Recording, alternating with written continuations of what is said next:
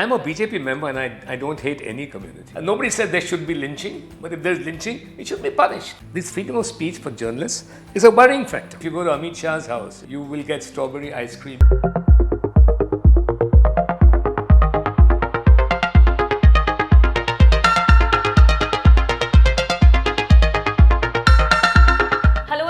Buzz by the Bay. Today, our guest is originally from the Bay, but now a renowned personality in the Rajya Sabha and the Supreme Court.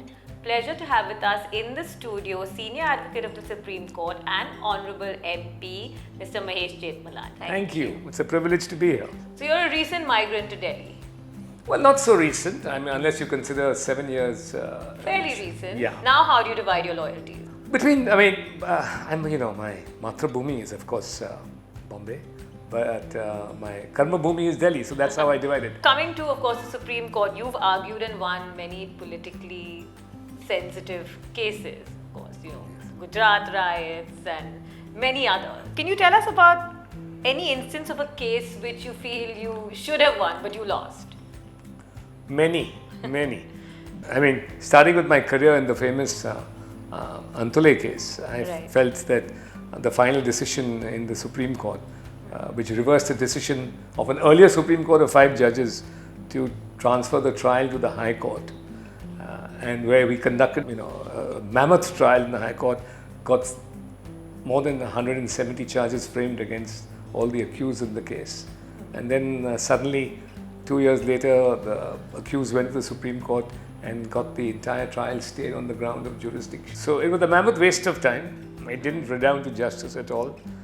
And the decision could have, been rested in our favor on better grounds. What would you say, like for a fresher at the bar or an aspiring lawyer, what does it take to, hone the art? Give us some insights on what it takes to hone the art of preparation, presentation, and persuasion. Well, like most vocations, law is the cliche, 99% perspiration and 1% inspiration. So I think it's a lot of hard work, right? But you also have to have a passion for the law, right? You have to have a sense of justice. You have to have, you've got to have an aptitude. You've got to have a flair for advocacy, especially in criminal trials and criminal work. Yeah. You've got to want to lay down new law. You've got to think out of the box. You want innovative arguments. Do you believe in divine justice? I believe in karma. If that's divine justice, yes, I certainly believe in karma. So, I believe in your deeds, ultimately your bad deeds catching up with you and the good deeds making you prosper. What if you have a client who wants to take on the government? Can you take such a client? The government is supporting a particular legislation, right? Obviously, it would be impolitic and indisciplined on my part to go against the government of which I'm a part, because it's a question of not just government, it's also your party discipline, your party policy. You've had a particular manifesto. So it behoves you, having got the privilege to serve as an MP. Right? Now, if it's a conscience issue, then you can. There have been a couple of conscience issues where I've been asked to take a matter for the government, right? And I've said, no, I can't do this. And the government's been very fair to me. There were a couple of cases where there was the Bilkish Banu case, right? Where I was offered a brief and I said, no, because I don't do rape cases. On the same-sex marriage, I was conflicted, right? Okay. I started off by taking a brief for same-sex marriage, and then I found that it was just unworkable. Right. You think it's unworkable? Yeah, it's unworkable in the present. It's not a matter for the judiciary. I believe that arguing that case before the judiciary would lead to nowhere. And I think, if I may say so, and I said this even before the case unfolded in the Supreme Court, that over time it will not be able for the court itself discover that it will be unable to give same-sex marriage with all its antecedents and consequences to the same-sex litigants. It was actually a wise decision not to have gotten to it, because there has been a huge pushback from the court, and the first pushback is they've said that this involves too much interference with personal law, right? With Hindu marriage law and the Muslim Dissolution Marriages Act, and the Indian Divorce Act. Then you were left with just the limited issue of, could you give them a right of marriage within the Special Marriage Act? The court would then be clearly legislating. Right. Because, it's not there. There is no provision within the existing Special Marriage Act for any interpretation by the court. So it's more the legal hurdles, right? Like you said, the Supreme Court can't be legislating, and that's why, right, it's the job of the parliament to do that. So it's not a moral issue. It's not like people are against it or people in the government. They're not as such against it on moral ground. I can't, Anushka, speak for everybody, right? But I can say that personally, for me, it was a collision between heart and head, right? Having decriminalized, homosexual relationships or same-sex relationships, right? One would want them to live like normal people do, right? Other people do in society. But there are huge barriers to the court embarking upon this task. There is a view that there is growing polarization in the country. And yes. Would you agree with that? And what can the party do to actually not create a divide? No, there's always been polarization in this country. Anybody who says that there wasn't polarization in the country, it's been existing from times immemorial, right? You had basically the Muslim community which supported the Congress, and the Congress used to come to power on the back of that almost unanimous support that they got, right? So it was polarization, right? And the Congress, it's not as if the Muslims voted Congress only because of its policies, but also Congress played to them, right? In one way or the other, they played to them. It may have been a little more subtle in those days. It's a little less subtle in these days. So when you have you already have an existing political system where the binary is, based on Muslim support for one party, right? The way to power for the others is going to be to consolidate the balance of the electorate. It still has repercussions that are not good for the country. It has repercussions, but if anybody's telling me that these fault lines in our politics, right, are new, they're wrong. They're absolutely wrong. And secondly, if they're going to say that makes us undemocratic, I disagree. Because I think democracy is wooing whichever segment you want to woo. You try and woo everybody, but if there are certain segments that are diametrically opposed to each other, you make your choice.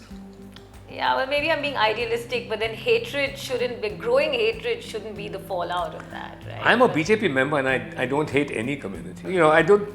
There is hate in society. There are hate speeches on all sides. It happens on all sides, You're right that, people pick on the majority more because they are the majority. But equally it happens by the minorities. So, that binary exists. And it's going to be a feature of Indian politics till the entire country matures and gets out of emotive religious issue. It's an extremely religious country. But do you believe we'll mature to that stage where it won't be so binary? I think now more and more Prime Minister Modi is winning, right? Not because of the religious factor or the Hindutva consolidation, though that is there and people have to accept it. There is a Hindu consciousness in this country that has become, right? There's a feeling in this country that under previous regimes, Hindus were not getting what they deserve to get. There's a feeling of pride in India, a greater feeling of pride in India. So that Hindutva, has translated into a national narrative now. It's not about just Hinduism. It's about India being a strong, powerful country, finding its place in the sun in future. Do you think the BJP wants to establish a Hindu nation? We are a Hindu nation. What I meant is do away with the whole idea of secularism or remove that from the... No, it can never be. Nobody's going to disenfranchise the Muslims. We're never going to have a state religion. Yeah, I mean... We're never going to have a state religion. No, it's not going to be... we're not going to be a theocracy. Every other country is a theocracy. We're a true democracy. Nobody's disenfranchised. There's no state religion. All right. So there are communal riots and there are hate speeches, but we still live together, and we still celebrate Eid and Iftar and Holi all together. And nobody said there should be lynching, but if there's lynching, it should be punished. If there are hate speeches, it should be cracked down upon. That's not the ethos of Hinduism. We are traditionally known to be an accepting, tolerant.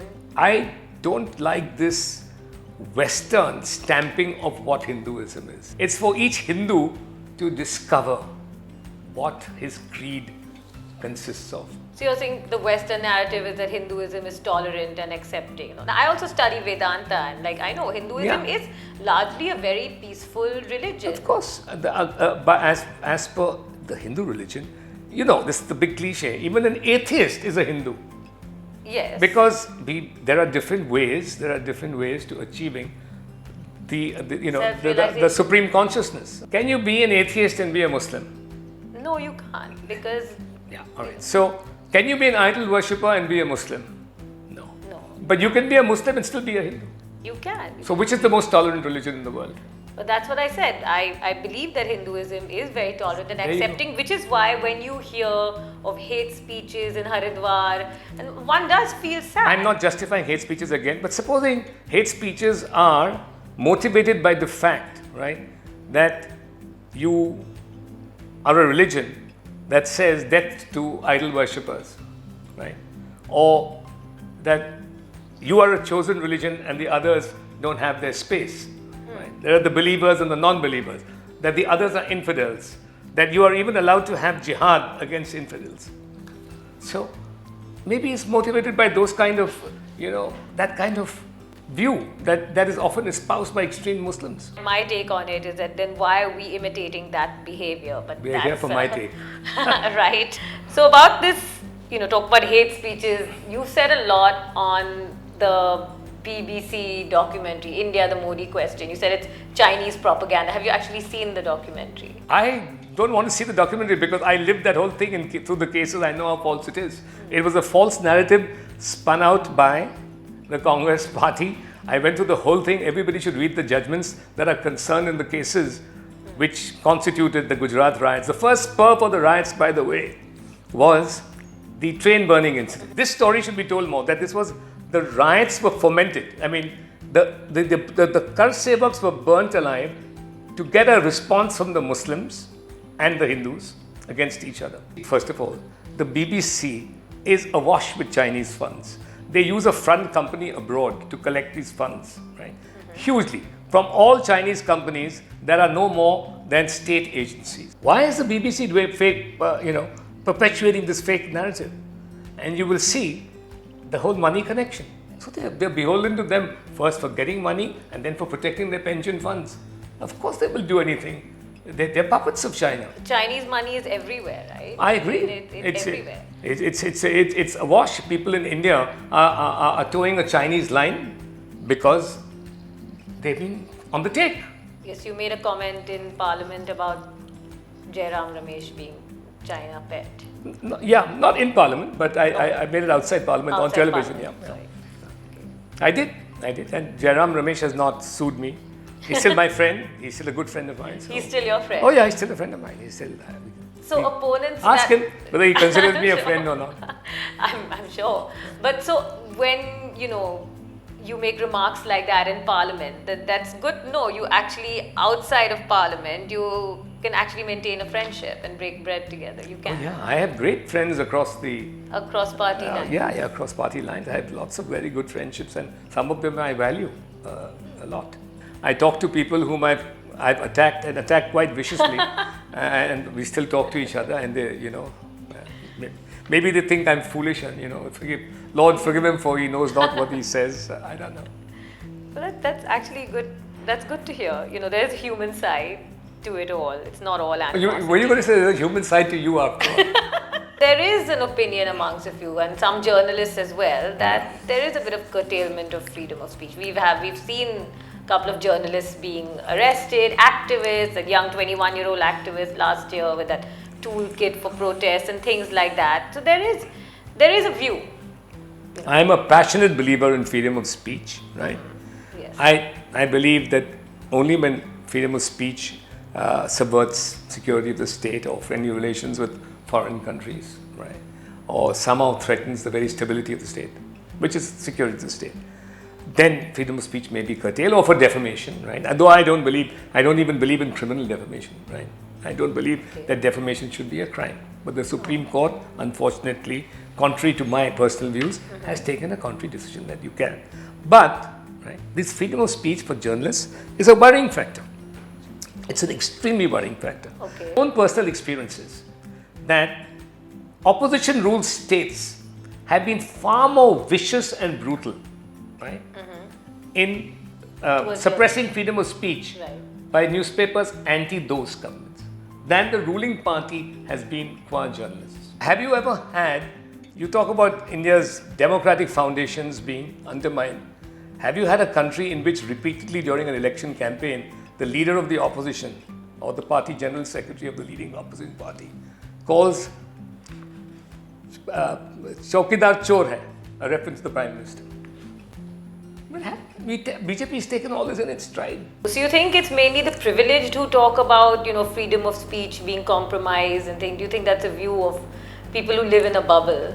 I think the English media, by and large, promotes this narrative that, and I really think that the English media is a little spooked by the fact that a predominantly Hindi-speaking party has come to power. And I'm not exonerating the BJP where it has wrongly arrested journalists or curbed freedom of speech.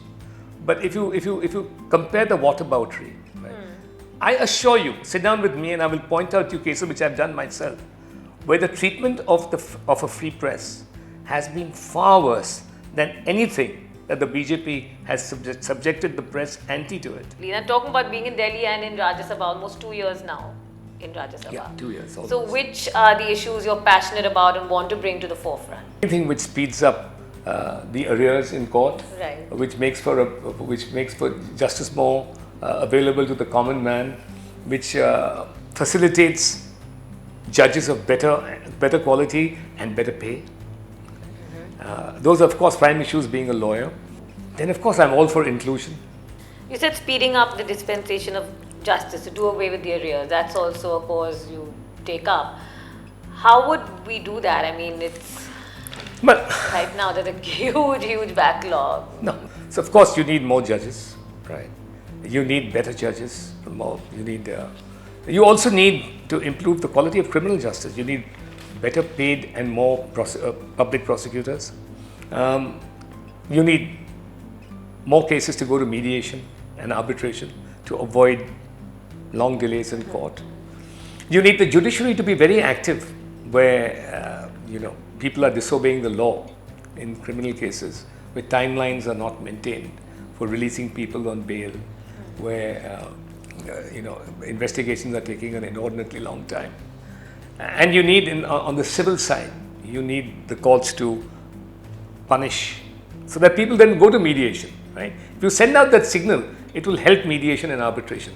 If you punish affidavits in civil court litigation, punish perjurious affidavits, people who are filing false claims and setting up false defenses and even tendering forged documents. Deter them. The court has to deter them. Yeah.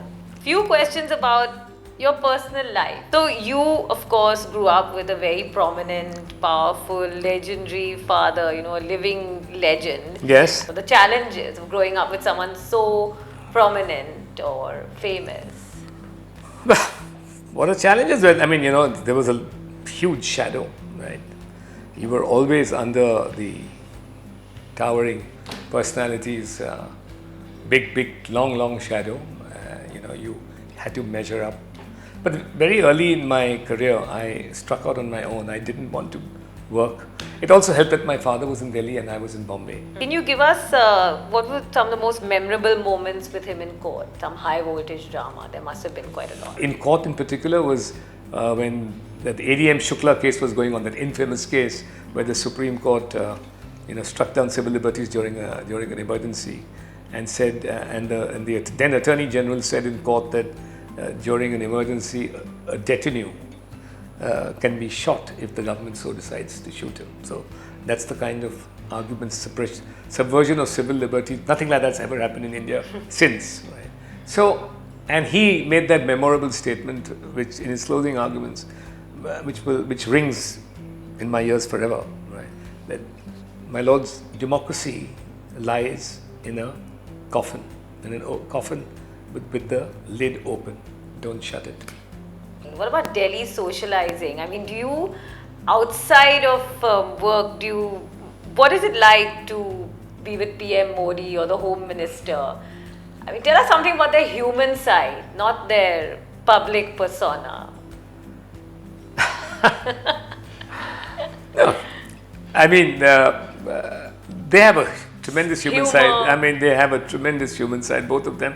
I can't say that I've met them that frequently to make, sweeping statements about them, but both of them are very congenial. They're very polite. You get the best hospitality when you visit their respective homes. They talk mainly about politics and cases, of course, but they also talk about other things, how's the family, and you always get great food. Right. And if you go to Amit Shah's house, if you go to the Home Minister's house, you will get strawberry ice cream inevitably. Really? Yes. That is favorite. Yeah, that is definitely, that's on the menu there. Do you get Gujarati food in both their homes? Yes, you get Gujarati food in both their homes. Yes, you do. Must It's be vegetarian. They're both strict vegetarians. Yeah. It's nice to know something else about them. No, and they're very, very in your discussions. They are very on the ball, especially about the PM on social media. He's just so pro social media that at least on 3 occasions that I've been to the PM's house, in groups of course of MPs, he said that if you are not on social media, you don't deserve to be in politics. Oh really? Yeah. Just a quick rapid fire round. Okay, whatever. You're a lawyer, it should be very easy for you. Yes. Okay. If not a lawyer, then what profession? Try my hand at a startup. I would probably try my hand, or I would. I like words, so maybe a writer. Your favorite opponent?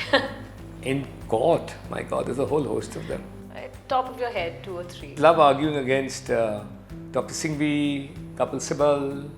The politician you most admire right now? PM Modi, yeah. Okay. That's a no-brainer. Who do you consider the most inspiring world leader? Other than India, I like Macron. If you could choose one ministerial berth, which would it be? Oh boy, I guess it would have to be either. I'm not up for ministerial berths, but yeah, I mean, but what interests me is, of course, I read a lot on history and foreign policy. So, and of course, then law is my bread and butter. So law and justice, because I'll be able to do constructive things there. 3 mantras for success for the youth. Unlimited hard work. That comes first. Unlimited hard work. A passion for what you've chosen to do, right? And sterling integrity. Great, that's very sound advice for the youth. Thank you so much for joining us. Thank you, Anushka, for having me. It's a pleasure, and I must say I really enjoyed your questioning.